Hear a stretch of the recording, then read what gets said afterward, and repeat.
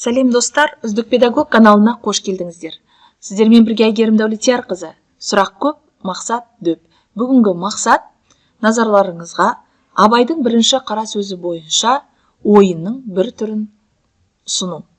Картаны саламыз. Егер де сізге дәл осы ойын керек болса, төмендегі көрсетілген телефон нөміріне хабарласыңыз. Ең алдымен лайк басыңыз. Әрі қарайды басамыз. Кодты терген боламыз. 500 теңгенің сұрағы. Абайдың бірінші қара сөзі қандай жанрда жазылған? Тексерейік. Қара сөз проза жанрында.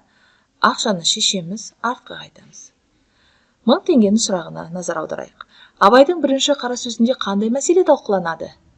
Оқушының жауабы айтылған соң тексереміз. Білімнің маңыздылығы мен жалқаулық мәселесі. 1000 теңге қалтада, артқа қайтамыз. 2000 теңгенің сауалы. Абайдың бірінші қара сөзінде өзі туралы не айтады? Жауап айтылғаннан кейін тексерейік. Өмірдің соңында өзінің өмірлік тәжірибелерін талдайтын айтылады. Ақшаны шешеміз, 2000 теңге қалтада, артқа қайтамыз. 5000 теңгенің сұрағы. Абай білім туралы қандай ой айтады?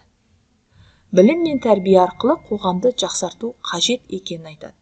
Ақшаны шешеміз, 5000 қалтада, артқа қайтамыз. 10.000 теңгенің сұрағы қандай екен? Абай бірінші қара сөзінде жалқаулықты қалай сипаттайды? Жалқаулықты адам дамуына кедергі келтіретінін айтады. Ақшаны шығарып алайық, артқа қайтамыз.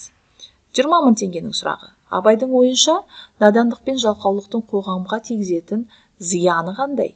Надандық пен жалқаулық қоғамның дамуын тежейді. Ақшаны шешіп аламыз, 20.000 теңге, артқа қайтамыз. 30.000 теңгенің сауалы.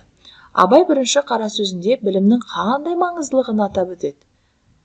Тексерейік. Білім адамды дамытатын күш. Әрине, ақшаны шығарамыз, артқа қайтамыз.